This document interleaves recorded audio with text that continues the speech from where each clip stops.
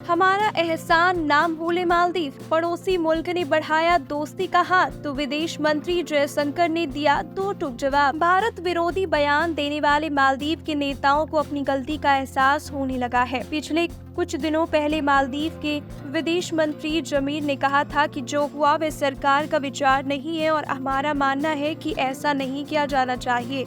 वहीं भारत ने भी पड़ोसी मुल्क के साथ रिश्तों को बेहतर बनाने पर जोर दिया है।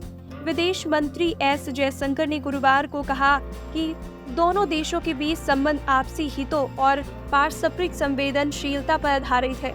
वहीं एस जयशंकर ने मालदीव पर भारत की ओर से किए गए एहसान का भी याद दिलाया। विदेश मंत्री ने कहा कि मालदीव के विकास में भारत ने अहम योगदान निभाया है। हमारे देश के परियोजनाओं ने मालदीव के लोगों के जीवन को लाभान्वित किया है। भारत की वजह से मालदीव के जीवन की गुणवत्ता बढ़ी है।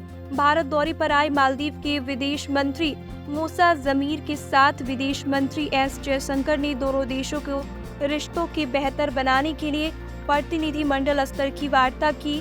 एस जयशंकर ने कहा, जहां तक भारत का सवाल है, हमारी पड़ोसी प्रथम नीति और Sagar security and growth for all in the region नीति के तहत ये बैठक दोनों देशों के संबंध को बेहतर बनाएगी। विदेश मंत्री एस जयशंकर ने बैठक में आगे कहा, दुनिया आज एक अस्थिर और निश्चित दौर से गुजर रही है। ऐसे समय में जैसा कि हमने कोविड के दौरान देखा, प्राकृतिक आपदाओं और आर्थिक कठिनाइयों के दौरान पड़ोसियों के साथ घनिष्ठ साझेदारी बहुत मूल्यवान है। इस साल के जनवरी महीने में पीएम नरेंद्र मोदी ने लक्षद्वीप का दौरा किया था। उन्होंने वहां कुछ वक्त गुजारा और इस द्वीप पर बिताए कुछ पलों को उन्होंने दुनिया से साझा किया।